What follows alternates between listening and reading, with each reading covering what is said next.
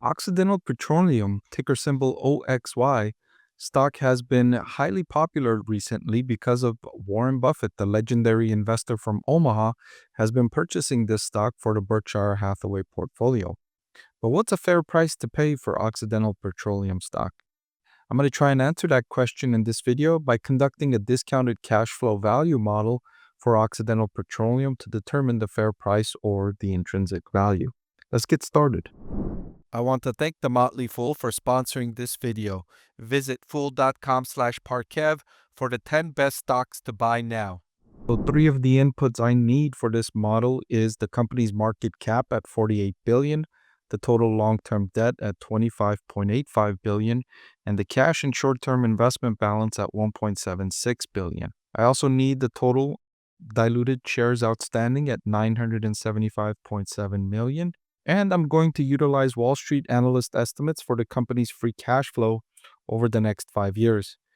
It's expected at $4.23 billion in 2024, $4.67 billion in 2025, $5.8 billion in 2026, $5.3 billion in 2027, and $5.1 billion in 2028. And finally, I need the company's beta, which stands at 1.61 according to Yahoo Finance.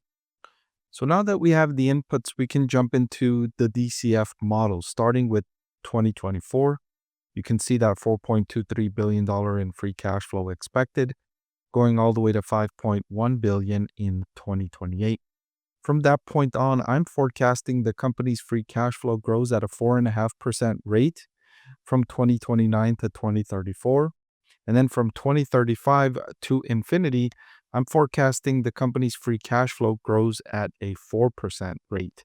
Now, I was conflicted as to my forecast for the company's long-term growth rates in free cash flows, given that the world is transitioning away from oil and gas and trying to transition into renewable energy.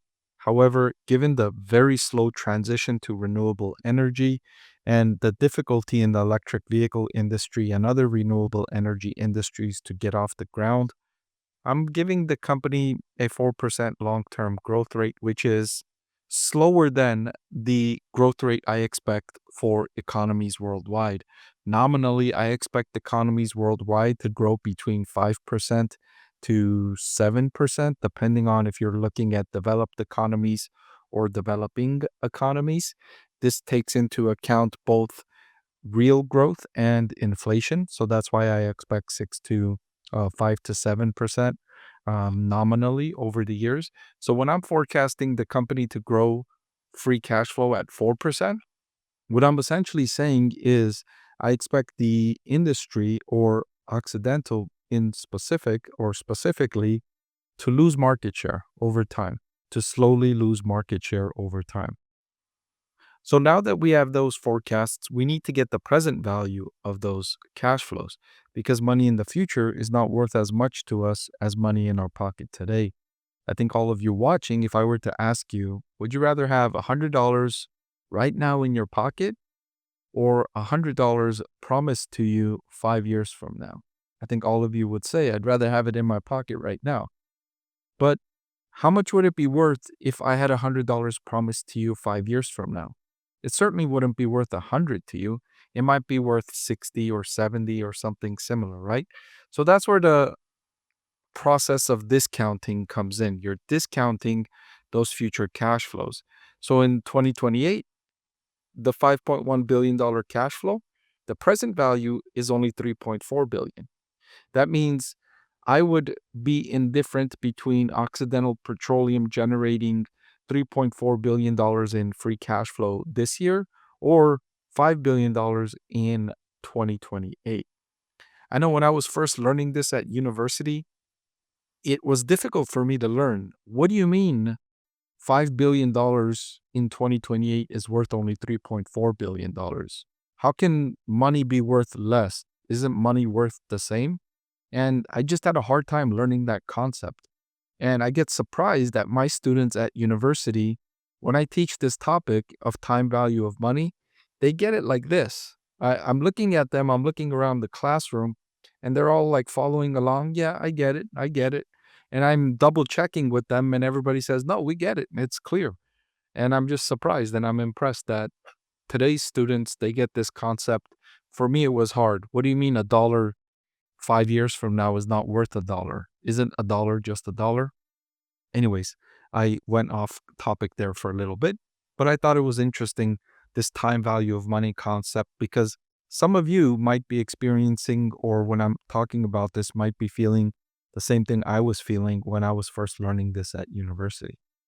So when I collect all of those future cash flows that Occidental Petroleum is expected to earn between now and infinity, and I collect them all today, and I say, what's the present value of all of those free cash flows? That's this value of operations number down here at 74.883 billion.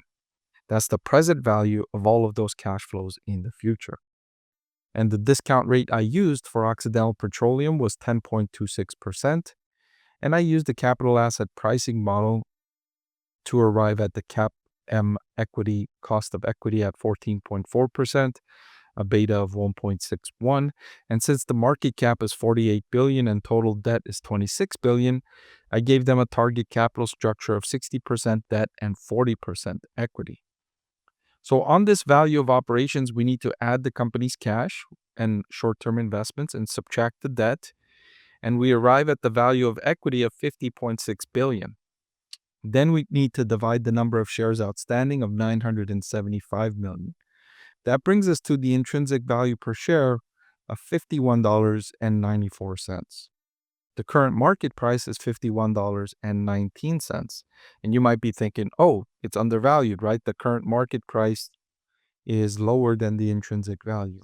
Well, not so fast. I like to give a margin of safety, especially with this situation. Remember, I talked about I was highly uncertain about what long-term growth rate to use here. And so when I have increased uncertainty about a certain input, I like to give an even wider margin of safety. In this case, I would give a 10% margin of safety.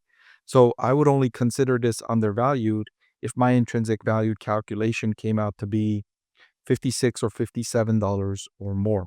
In this case, I would say this is fairly valued, not undervalued, which is okay.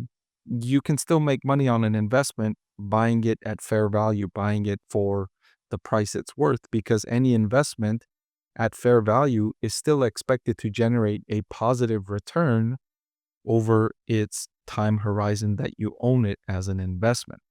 So to answer the question I posed in the headline, the fair price is about $52 per share, according to my calculations, and Occidental Petroleum stock is fairly valued. Hey everyone, I'm excited to announce that my book is finally available for sale. I've been working on it for more than a year now, so I'm really excited to finally share this with you now. It goes through my framework for evaluating stocks. Some of you often ask why I like this stock or why I like the other stock, and this framework provides you the things that I look at when I'm evaluating stocks. I've added the link in the description below.